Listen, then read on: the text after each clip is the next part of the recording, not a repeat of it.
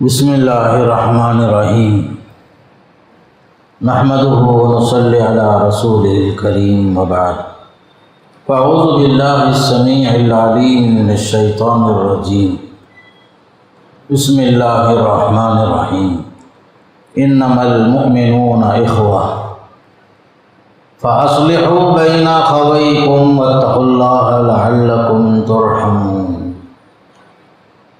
یقیناً اہل ایمان آپس میں بھائی ہیں، بس تم اپنے بھائیوں کے درمیان صلح کرا دو اور اللہ سے ڈرتے رہو، شاید کہ تم پر رحم کیا جائے۔ محترم حضرات و خواتین، السلام علیکم ورحمۃ اللہ وبرکاتہ۔ یہ سورہ حجرات کی آیت ہے جس میں خاص کر ایمان والوں کو آپس میں بھائی بھائی کہا گیا۔ جہاں بہت سارے لوگوں کے حقوق ہیں، ان حقوق میں ایک مسلمان کا اور ایک مسلمان پر حقوق ہیں، اس لیے کہ بھائی ہے وہ۔ ایمان کا جو رشتہ ہے خونی رشتے سے بھی زیادہ اہم ہے، یہ سمجھنے کی ضرورت ہے۔ یہ ایک رشتہ ہے خونی رشتہ، دوسرا سسرالی رشتہ، تیسرا رضاعت کا رشتہ، دودھ کا رشتہ۔ تو ان تمام رشتوں میں سب سے زیادہ جس رشتے کو اہمیت ہے ایمانی رشتہ۔ بھائی کا جو رشتہ ہے ایمان کی بنیاد پر، اسلام کی بنیاد پر، دین کی بنیاد پر، یہی رشتہ سب سے مضبوط رشتہ اور ہمیشہ باقی رہنے والا رشتہ۔ یہ رشتہ جو ہے انمول رشتہ ہے، ایمان کا رشتہ، دین کی بنیاد پر۔ آپ صلی اللہ علیہ وسلم جو ہے جب مدینہ پہنچے تو مہاجرین اور انصار کے درمیان آپ نے جو رشتہ قائم کیا وہ دینی رشتہ ہی تھا۔ بھائی چارے کی جو آپ نے قائم کی، مہاجروں کو انصاری بھائیوں کے ساتھ آپ نے جو رشتہ قائم کر دیا وہ ایمان کا رشتہ تھا۔ یہ سب سے قائم اور دائم کا رشتہ ہے، ہمیشہ باقی رہنے والا رشتہ ہے۔ بلکہ جتنے ہمارے خونی رشتے ہیں یہ سب دنیا کے حد تک ایک دوسرے کو کام آتے ہیں بس، لیکن قیامت کے دن یہ رشتے بھی کام نہیں آتے۔ جو ہمارا قریبی رشتہ ہے، بھائی کا، بہن کا، ماں کا رشتہ، باپ کا رشتہ، سب رشتے قیامت کے دن کام نہیں آتے۔ فَإِذَا نُفِخَ فِي الصُّورِ فَلَا أَنْسَابَ بَيْنَهُمْ، سور پھونکنے کے بعد حسب نسب کچھ بھی وہاں باقی نہیں رہے گا۔ ہر آدمی اپنے اپنی جان بچانے کی فکر میں رہے گا، بلکہ ہر ایک کو اپنی جان عزیز ہوگی۔ کوئی ماں اپنے بچے کی طرف، کوئی بچہ اپنی ماں کی طرف، کوئی بیٹا باپ کی طرف، کوئی باپ اپنے بیٹے کی طرف نہیں دیکھے گا، بلکہ ہر ایک چاہے گا میری جان بچ جائے، میں کامیاب ہو جاؤں، مجھے نجات مل جائے۔ یود المجرم لو یفتدی من عذاب یومئذ ببنیہ، گنہگار انسان چاہے گا کہ وہ اپنی جان بچانے کے لیے فدیے میں اپنی اولاد کو، اپنے بچوں کو فدیے میں دے کر اپنی جان بچا لے۔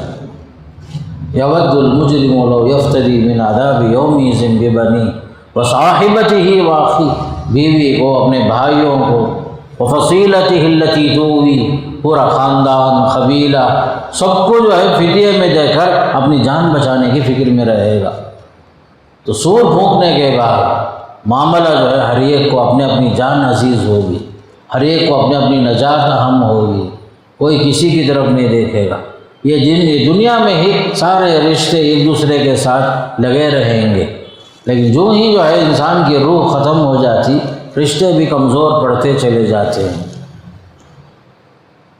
سورہ عبسہ میں یہاں تک فرما دیا یوم یفر المرء من اخیہ وامہ وابیہ وصاحبتہ وابیہ، وہاں بھی جو ہے سارے رشتے جو قریب کے ہیں، بھائی کے، بہن کے، اولاد کے، باپ کے، ماں کے رشتے، سب جو ہیں قیامت کے دن دیکھ کر بھاگیں گے، کہیں ایسا نہ ہو کوئی مجھ سے وہ نیکی مانگ لے۔ یہ ہے ہمارے رشتوں کا حال، جو خونی رشتہ ہے، نسبی رشتہ ہے، سسرالی رشتہ ہے، رضاعت کا رشتہ۔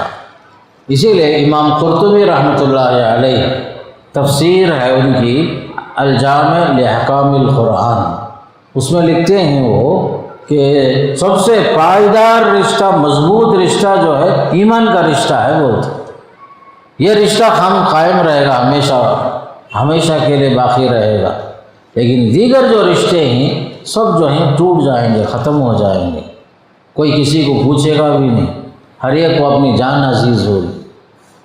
تو بہرحال ایمان کا رشتہ بہت اہم ہے، دین کی بنیاد پر، کلمے کی بنیاد پر۔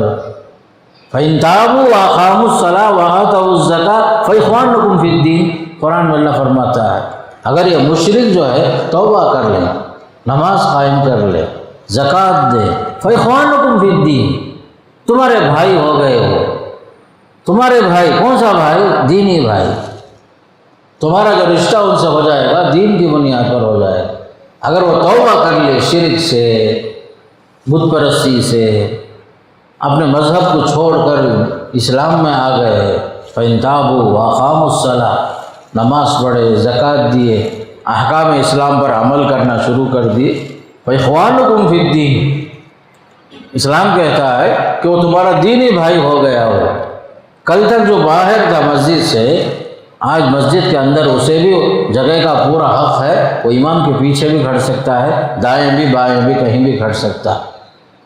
ایک ہی صف میں کھڑے ہو گئے، محمود و ایاز والا قصہ ہو جائے گا، نہ کوئی بندہ رہا نہ کوئی بندہ نواز۔ کلمہ دین کی بنیاد بہت اہم ہے، ایمان کا رشتہ سب سے مضبوط ہے۔ اسی لیے سورہ حجرات میں اللہ تعالیٰ نے پورے مسلمانوں کو دین کی بنیاد پر فرمایا سب آپس میں بھائی بھائی ہیں، ہمارا رشتہ آپس میں دین کی بنیاد پر ہے، مذہب کی بنیاد پر ہے، کلمے کی بنیاد پر ہے۔ فرمایا کہ سب اخوا ہیں، بھائی بہن ہیں۔ فاصلحوا بین اخویکم، ان بھائیوں کے درمیان کبھی لڑائی جھگڑا ہو بھی جائے، صلح کرو، آپس میں رشتوں کو مضبوط کر لو۔ بھائی کا جو رشتہ ہے دین کی بنیاد پر، اس رشتے کو جو ہے ٹوٹنا یا جو ہے ٹوٹنے سے بچا لو، اسے صلح کرا دو۔ اگر دو آدمی آپس میں لڑ رہے ہیں تو تیسرا آدمی فوراً ان کو ملانے کی کوشش کرے، صلح کرانے کی کوشش کرے۔ بلکہ حدیث میں یہاں تک آیا جو آدمی صلح کراتا ہے، جو لوگ آپس میں لڑتے ہیں، اختلاف ہو گیا، رشتہ ان کا آپس میں ٹوٹ گیا، ایسے لوگوں کو جوڑنے والے کو اجازت ہے وہ ذرا جھوٹ بھی بول سکتا ہے، جھوٹ بول کر ان کو ملا سکتا ہے صلح کی خاطر۔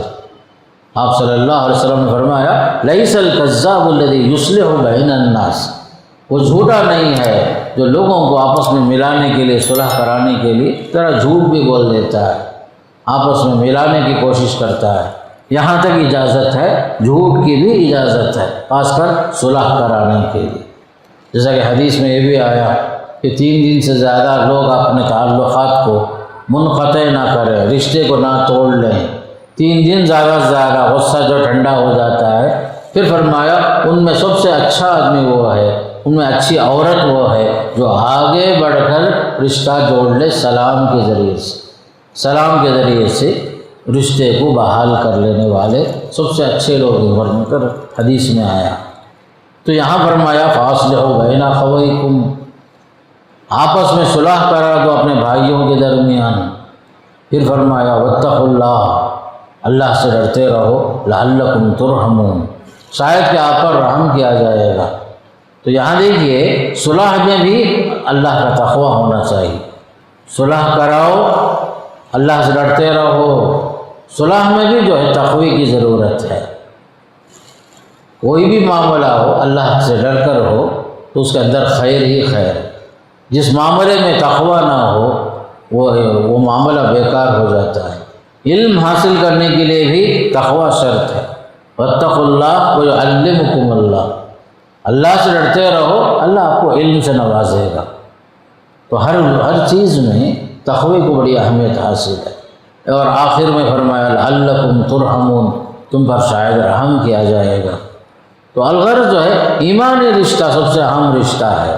اس موضوع میں ایک حدیث آئی بخاری مسلم کی، حضرت ابو ہریرہ رضی اللہ عنہ فرماتے ہیں میں نے سنا ہے آپ صلی اللہ علیہ وسلم سے فرماتے ہوئے ایک مسلمان کا اور ایک مسلمان پر 5 حق ہیں، پہلا حق رد السلام، سلام کا جواب دینا، دوسرا جو ہے بیمار پرسی کرنا، تیسرا جو ہے جنازے میں شریک ہونا، چوتھا جو ہے اس کی دعوت پر حاضر ہونا، پانچواں جو ہے چھینتا ہے تو وہ الحمدللہ بولتا ہے، اس کے جواب میں یرحمک اللہ بولنا۔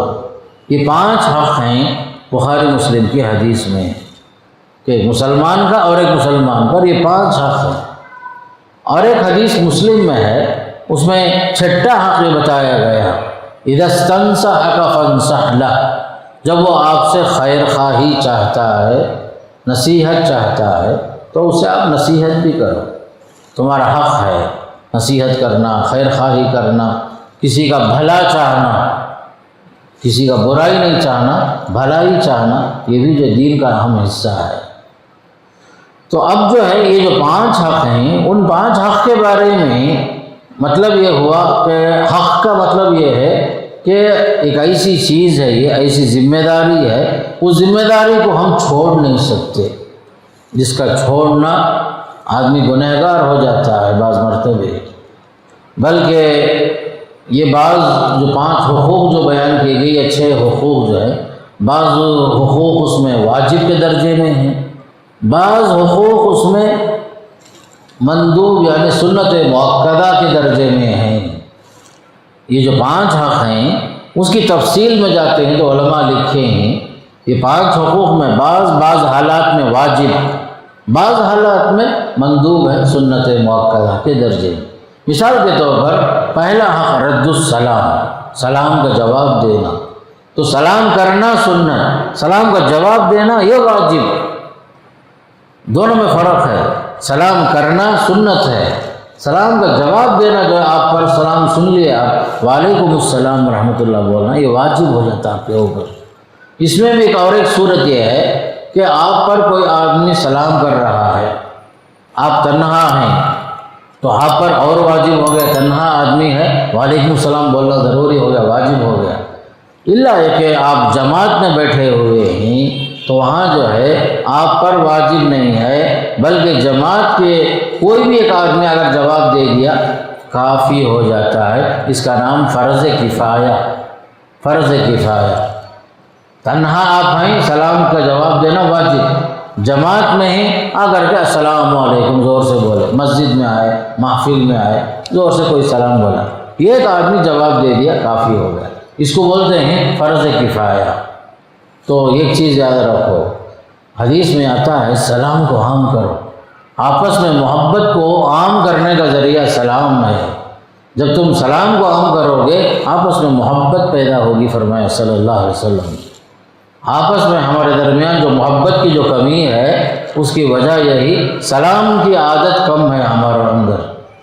جب آپ صلی اللہ علیہ وسلم مدینہ تشریف لائے تو عبداللہ بن سلام جو پہلے یہودی تھے، بڑے اچھے عالم تھے یہودیوں میں، اللہ توفیق دیا اسلام میں آ گئے، انہوں نے پہلی حدیث جو سنا مدینہ منورہ میں، آپ صلی اللہ علیہ وسلم مدینہ آنے کے بعد جو حدیث آپ لوگوں کو سنائے تھے، پہلی حدیث یہی تھی، افشوا السلام، سلام عام کرو، سلام کو عام کرو، سلام کو عام کرو، اطعموا الطعام، لوگوں کو کھانا کھلاؤ، وصلوا الارحام، رشتوں کو جوڑو، رشتوں کو جوڑو، صلوا باللیل والناس نیام، راتوں میں اٹھ کر تہجد پڑھو جبکہ دنیا سو رہی ہو، تدخلوا الجنت بسلام، تو آپ جنت میں سلامتی کے ساتھ داخل ہو جاؤ گے۔ 4 باتیں بولے تھے، پہلی بات یہی تھی سلام عام کرو، سلام کو عام کرو۔ کبھی صلی اللہ علیہ وسلم بچوں کو بھی سلام کرتے تھے، صلی اللہ علیہ وسلم بچوں کو بھی آپ سلام کرتے، گزرتے ہوئے عورتیں بھی کبھی گزرتی آپ ان کو بھی سلام کرتے۔ تو پہلا حق جو ہے مسلمان ہونے کی حیثیت سے سلام کا جواب دینا۔ دوسرا حق ہے بیمار پرسی کرنا، بیمار ہے کوئی، گئے جا کر کے اس کی تیمارداری کرنا۔ رشتہ کون سا رشتہ؟ ایمانی رشتے کی بنیاد پر رشتہ داری ہے، خونی رشتہ داری، سسرالی وہ الگ ہے۔ اگر کوئی مومن جو ہے بیمار ہے، 3 دن سے بڑھ کر نظر نہیں آیا، تو آپ کا فرض ہے باقاعدہ جانا، بیمار پرسی کرنا، خیریت معلوم کرنا۔ بلکہ حدیث میں آتا ہے کوئی مسلمان کسی مسلمان کی صبح میں جا کر بیمار پرسی کرتا ہے، شام تک 70,000 فرشتے اس کے حق میں دعائیں مغفرت کرتے ہیں۔ اگر کوئی شام میں بیمار پرسی گیا تو صبح تک 70,000 فرشتے اس کے حق میں دعا کرتے ہیں۔ اور حدیث میں آتا ہے بیمار کے پاس جاؤ تو اطمینان کی باتیں، تسلی کی باتیں کرو، اسے امید افزا باتیں کرو، اس کے پاس اسے دعا کی درخواست بھی کرو۔ بیمار سے دعا کی درخواست کرنا بھی ایک سنت ہے، پیارے نبی صلی اللہ علیہ وسلم نے یہاں تک فرمایا۔ بلکہ جو ہے بیمار کو ڈرانا نہیں، پریشان نہیں کرنا۔ بعض مرتبہ بعض لوگ جو ہیں پتہ نہیں کس بنیاد پر کبھی زبان میں ایسی بات نکلتی، بیکار بات، بیمار کو مایوس کر دیتے، پریشان کر دیتے، جانے کے ساتھ سوال پر سوال، سوال پر سوال، کب سے بیمار ہیں، پھر اس کے بعد کہاں علاج چل رہا ہے، وہاں کا کوئی علاج کرتے ہو، وہاں نہیں، ادھر کرو۔ ہر آدمی آتا 100 مشورے دیتا، اور اس کے بعد بعض لوگ پوچھتے کیا بیماری جمع، ارے یہ بیماری کیا ہے آپ کو، فلاں بیماری میں، اسی بیماری میں فلاں صاحب کا حال بہت برا ہوا، نعوذ باللہ من ذالک۔ اسے پریشان کرنا، ڈرانا، خوف دلا دینا، یہ سب غلط بات ہے۔ امید افزا بات کرنا، تسلی کی باتیں کرنا، خوشخبریاں سنانا، اس کے بجائے مریض کو پریشان کرنے کی بات نہیں کرنا۔ بلکہ مریض کے بعد زیادہ دیر بیٹھنا بھی ادب کے خلاف ہے۔ گئے تھوڑی دیر بیٹھے، خیریت پوچھے، ان کے حق میں دعا کیے، تسلی کی باتیں بولے، بعد میں پھر دعا کی درخواست کر کے آ جانا۔ گھنٹے گھنٹے بیٹھ کر ستانا، آپ گئے پھر کوئی اور آئے گا، پھر اس کے بعد گھر والوں کو کتنی تکلیف، ہر آنے والے کی تیمارداری کرنا، ہر آنے والے کی مہمان نوازی کرنا، یہ سب بڑے مسائل ہوتے۔ بیمار کو پریشان کرنے کی تمام شکلیں ہی ہیں۔ اس لیے سب سے اہم چیز جو ہے بیمار کے پاس گئے بھی تو اچھی بات بول کر آنا، دعا پڑھ کر آنا، لا باس طہور انشاءاللہ، آپ بہت جلد صحت مند ہو جائیں گے، اللہ آپ کو شفا دے گا، اچھی باتیں بولنا، اذهب الباس رب الناس واشفی انت الشافی لا شفاء الا شفاؤک شفاء لا یغادر سقما۔ سورہ فاتحہ پڑھ کر دم کرنا اسے۔ سورہ فاتحہ جو ہے سب سے مؤثر سورت ہے، شافیہ اس کا نام بھی ہے، الفاتحہ کا نام، الشافیہ بھی ایک نام ہے، کافیہ بھی اس کا نام ہے۔ سورہ فاتحہ جو ہے پڑھ کر دم کرنا، سورہ فلق، سورہ ناس، سورہ اخلاص، سورہ فاتحہ وغیرہ پڑھ کر دم کرنا۔ آیات شفا پڑھنا، وَنُنَزِّلُ مِنَ الْقُرْآنِ مَا هُوَ شِفَاءٌ وَرَحْمَةٌ لِّلْمُؤْمِنِينَ وَإِذَا مَرِضْتُ فَهُوَ يَشْفِينِ يَا أَيُّهَا النَّاسُ قَدْ جَاءَتْكُم مَّوْعِظَةٌ مِّن رَّبِّكُمْ وَشِفَاءٌ لِّمَا فِي الصُّدُورِ۔ آیات شفا پڑھنا، اس سے جو ہے مریض کو ایک تسلی ہوگی، اطمینان ہوگا۔ کرنے کے کام یہ ہیں، مریض کو پریشان بھی نہیں کرنا، اور اس کے جو خادم لوگ خدمت گزار ہیں ان کو بھی پریشان نہیں کرنا۔ تو عیادت المریض کا جو درجہ ہے، شیخ ابن عثیمین رحمہ اللہ کہتے ہیں یہ بھی فرض کفایہ ہے، فرض کفایہ ہے، ایک مسلمان بھائی کی بیمار پرسی۔ تیسرا کام ہے جو ہمارے حقوق میں سے جنازے کے ساتھ ساتھ چلنا، جنازے میں حاضر ہونا، قبرستان تک پہنچ کر دفنا کر کے واپس بھی آنا، بڑی فضیلت آئی اس کی۔ مسلمان ہے اتنا کافی ہے، ہمارا رشتہ دار ہے، فلاں ہے، یہ اس کے بعد کا مسئلہ۔ ہمارے محلے کا ہمارا ایک مسلمان بھائی اگر وہ مر گیا ہے تو ہمارے اوپر ایک حق ہے جنازے میں ساتھ چلنا، باقاعدہ اس کے جنازے میں حاضر ہونا، اس کے حق میں دعا کرنا، نماز میں شریک ہونا، دفنائے تک شریک ہونا۔ حدیث میں آتا ہے جو جنازے تک شریک رہتا اسے احد پہاڑ کے برابر ثواب ملتا ہے۔ بلکہ دفنانے تک جو لوگ شریک رہے، مدینے کے جو پہاڑوں میں سے جو احد پہاڑ ہے، 2 احد پہاڑ کے برابر اسے ثواب ملے گا، فرمایا صلی اللہ علیہ وسلم۔ تو جنازے میں حاضر ہونا، جنازے کے ساتھ ساتھ چلنا، باقاعدہ جو ایک مسلمان کے حق میں سے ایک اہم حق ہے، چاہے وہ ہمارا قریبی رشتہ دار ہو یا نہ ہو، پڑوسی ہو یا نہ ہو، لیکن مسلمان ہے اتنا کافی۔ تو یہ بھی ایک فرض کفایہ ہے، فرض کفایہ ہے یہ بھی۔ چوتھا حق ہے دعوت میں حاضر ہونا. جب وہ بلا رہا ہے، دعوت دیا ہے، اس کی دعوت میں بخوشی حاضر ہونا. اب یہ دعوت کون سی دعوت ہے؟ اکثر علماء نے، جمہور علماء نے فرمایا ولیمے کی دعوت. ولیمے کی دعوت میں جب آپ کو کوئی بلایا ہے، اس کی دعوت میں حاضر ہونا، جواب دینا، پہنچ کر اسے دعا دینا، بارک اللہ لک و بارک علیک وجمع بینکما فی خیر، یہ سب جو ہے ولیمہ میں حاضر ہونا جمہور علماء کے پاس واجب ہے. الا ہے کہ کوئی عذر شرعی ہے، آپ بیمار تھے، سفر میں چلے گئے تھے، نہیں آ سکے، کوئی خاص کام تھا آپ کو، عذر شرعی ہے، اللہ معاف کرے. ورنہ جو ہے ہمارے اپنے بھائی کی دعوت، ولیمے کی دعوت، خوشی میں آپ کو بلایا ہے، اس میں جو ہے خود بخود آپ حاضر ہو جانا. ہمارے استاد محترم مولانا ابوالبیان حماد صاحب، اللہ ان کی مغفرت کرے، اللہ جنت نصیب کرے، ان کے بارے میں ان کے شاگرد مولانا حفیظ الرحمن صاحب لکھے ہیں اپنی کتاب میں، ان کی دوسری بچی کی شادی میں بلا نہیں سکے، بیمار تھے. ان دنوں میں ایک آپریشن ہوا تھا CMC میں مولانا حفیظ الرحمن صاحب رحمہ اللہ کا، تو وہ شادی میں سب کو بلا نہیں سکے. مولوی صاحب کو خبر ہو گئی، مولانا ابوالبیان حماد صاحب رحمہ اللہ، مولوی صاحب پہنچ گئے شادی میں، دعوت تو نہیں پہنچی، لیکن مولوی صاحب کو علم آ گئی بات کہ ہمارے شاگرد کے بچی کی شادی ہے، پہنچ گئے. تو مولوی صاحب لکھے ہیں اپنی کتاب میں، تو فوراً اتنی خوشی ہوئی، بہت زیادہ خوشی ہوئی کہ مولوی صاحب پہنچ گئے ہیں. بعد میں خود مولوی صاحب لکھے ہیں میری تینوں بیٹیوں کا نکاح مولوی صاحب ہی پڑھا ہے، مولانا ابوالبیان حماد صاحب.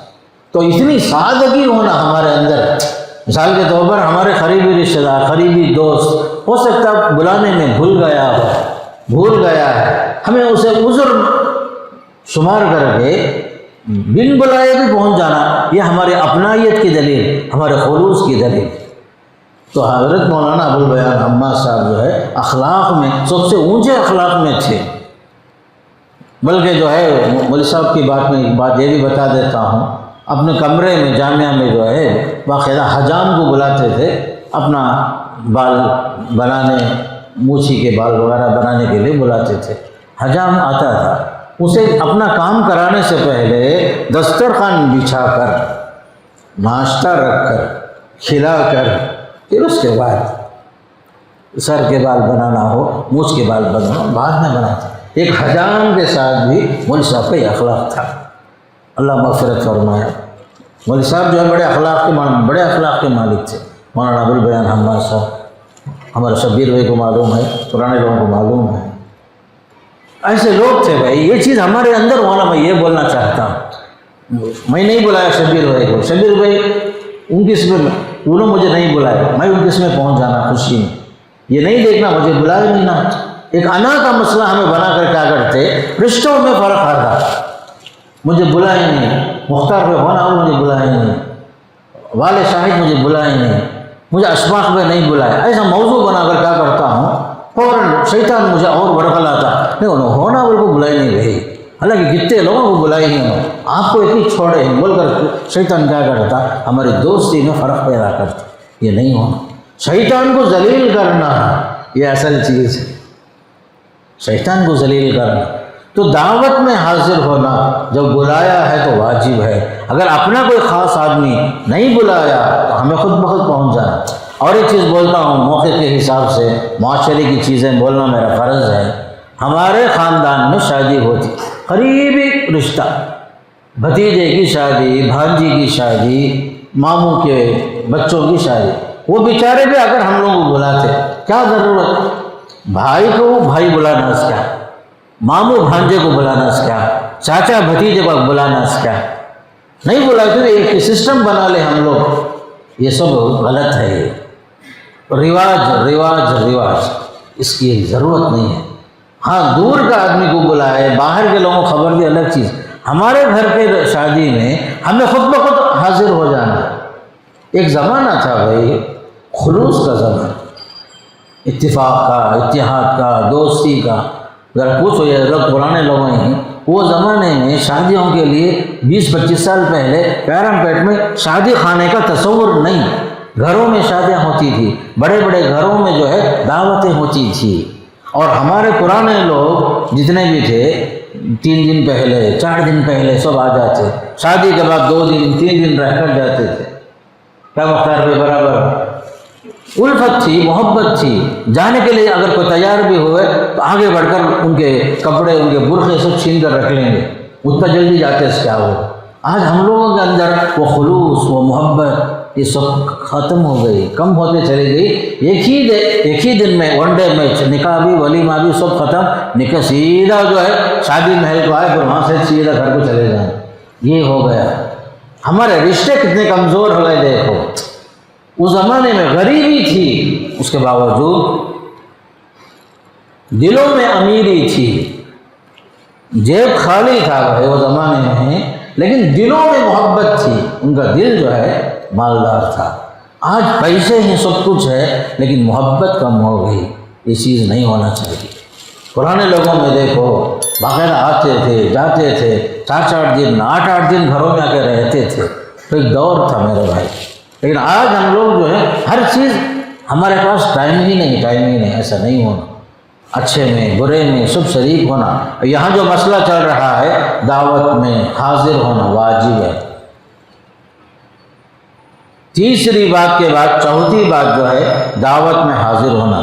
پانچواں جو حق ہے تشمیت العاطس، کوئی چھین دیا الحمدللہ بولا، جواب میں آپ کیا بولنا؟ یرحمک اللہ، یہ آپ پر واجب ہو گیا۔ چھین کر یرحمک الحمدللہ بولا، آپ سن کر کیا بولنا؟ یرحمک اللہ، آپ پر اللہ رحم فرمائے۔ پھر چھینکنے والا کیا بولنا؟ یہدیکم اللہ ویصلح بالکم، اللہ آپ کو ہدایت سے نوازے، آپ کے حالات کو اللہ درست فرمائے۔ دعائیہ کلمات بھائی یہ سب واجبات ہیں ہمارے اوپر، تو یاد رکھو علماء حضرات میں چھینکنے کا جو جواب ہے یرحمک اللہ کے ساتھ، امام شوافی کے پاس سنت ہے، حنابلہ اور احناف کے پاس واجب ہے، مالکیہ کے پاس فرض عین ہے۔ مالکیہ نے کہا فرض عین، لیکن سب سے بہتر قول یہی ہے کہ اس کو واجب رکھا جائے۔ باقاعدہ جو ہے چھینتا ہے کوئی آدمی فوراً آپ یرحمک اللہ بولنا، لیکن نماز میں نہیں۔ میں آپ کو کل بھی ایک مثال دیا تھا، ایک صحابی کی بات آئی تھی، نماز میں نہیں، باہر میں محفل میں مجلس میں جہاں کہیں کوئی چھینکتا ہے آپ کا حق ہے۔ اور جیسے مسلم کی حدیث میں آیا، جب وہ آپ سے خیر خواہی چاہتا ہے، نصیحت چاہتا ہے، اچھی بات چاہتا ہے، آپ اسے نصیحت کرنا یہ بھی حق ہے۔ باقاعدہ جو ہے یہ واجب ہے۔ یہ بعض لوگ آپ سے پوچھتے کچھ اچھی بات بتاؤ، دین کی بات بتاؤ، کچھ احکامات بتاؤ، اخلاق کی باتیں سکھاؤ، آداب کی باتیں سکھاؤ، تو ایسی صورت میں آپ پر واجب ہوتا ہے ان کی رہنمائی کرنا۔ دین کا معاملہ ہے، خیر خواہی کرنا یہ جو واجب کے درجے میں ہے۔ پھر اسی طرح بعض مرتبے حالات ایسے ہوتے ہیں کہ بعض مرتبے لوگ بدعات میں ہوتے ہیں، خرافات میں ہوتے ہیں، غلط عقیدے میں ہوتے ہیں، غلط نظریات میں ہوتے ہیں، آپ پر یہ واجب ہو جاتا ہے کہ اسے جو ہے سمجھانا، توحید کے تقاضے سکھانا، اسلامی احکامات سے اسے واقف کرانا، بدعات سے، خرافات سے، قبر پرستی سے، قدم بوسیاں، کیسے کیسے خرافات آ گئے صوفیت کے نام سے، مساجد کے اندر، مقبروں کے پاس، یا جو تعویذوں کے نام سے، بچوں کے اوپر نظر نہیں لگ جانا بول کر کالی ڈوریوں کے نام سے، گال میں کالا ایک نقطہ رکھ دیتے بچے پر نظر نہیں لگنا ہو، یہ سب چیزیں خرافات، بدعات خرافات میں سے۔ آپ بولو ماشاء اللہ لا قوت الا باللہ، ماشاء اللہ لا قوت الا باللہ بولو، یہ کافی ہے۔ اللہ پر بھروسہ رکھنا، دین کی باتیں سکھانا، سمجھانا، لوگوں کو خیر کی طرف لے کے چلنا، بے نمازی ہے اس کو نمازی بنانا، شرابی ہے اس کو شراب سے آزاد کرا کر کے اسے اچھا مسلمان بنا کر لے کر آنا۔ شرابی سے نفرت کرنا آسان ہے، لیکن اس کی عادت چھڑانا یہ جو ہے سب سے اہم ہے مسلمان کی حیثیت سے۔ یہ بولنا کتنا آسان ہے، فلاں شرابی ہے، فلاں حرامی ہے، فلاں ہے، فلاں ہے، یہ آپ کا بھائی ہے، آپ کے اندر ہمدردی ہو، اسے جو کیسے اس بری بیماری سے باہر نکال سکتا ہوں، یہ کوشش کرنا۔ کافر سے نفرت کرنا آسان ہے، لیکن کفر سے باہر نکالنے کی کوشش کرنا یہ اہم ہے۔ کافر سے نفرت نہیں، کفر سے نفرت ہونا۔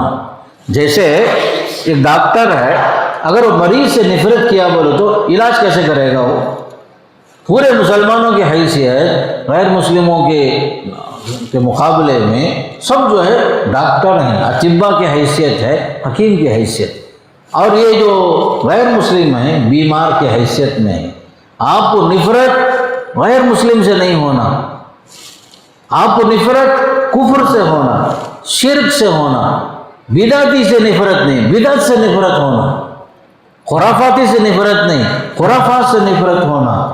تب آپ صحیح معنی میں اس کی اصلاح کی کوشش کریں گے، اس کے لیے ہمدردی کریں گے۔ آپ یہ چاہیں گے جس طرح میں چاہتا ہوں کہ جنت میں جاؤں، اسی طرح میرا بھائی بھی جنتی بنے، اللہ کے رسول کی سفارش شفاعت اسے نصیب ہو جائے، حوض کوثر میں اللہ کے رسول کے ہاتھ سے پانی پی سکے وہ، حوض کوثر میں آب کوثر پی سکے وہ، یہ خواہش ہونا۔ ہم لوگ جو ہے نفرت کا ماحول ہمارے دلوں میں عام ہے، ہم لوگ جو ہے برائیوں سے نفرت کرتے ہیں تو برائیوں کے خاتمے کی کوشش نہیں کرتے۔ اپنے بھائیوں میں کتنے غلط قسم کے عقائد میں ہیں، غلط فکر کے افراد آ گئے ہیں، بدعات میں، خرافات میں، کتنی مصیبتیں ہمارے گھروں میں آ گئی، برتھ ڈے کے نام سے، ویڈنگ ڈے کے نام سے۔ جس طرح نصارہ کے پاس، کرسچنوں کے پاس یہ سب بیماریاں تھیں، یہ سب چیزیں مسلم قوم کے اندر آ گئی۔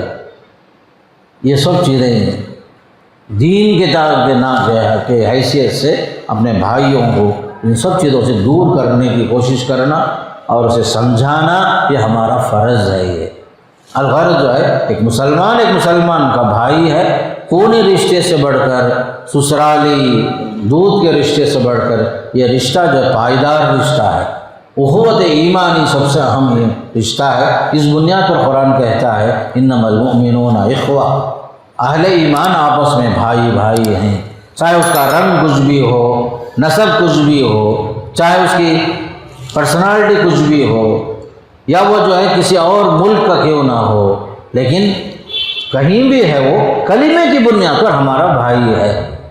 کلمے کی بنیاد پر دوستی، اللہ کی خاطر دوستی، اللہ کی خاطر نفرت، یہ چیز اہل ایمان کے لیے سب سے اہم ہے۔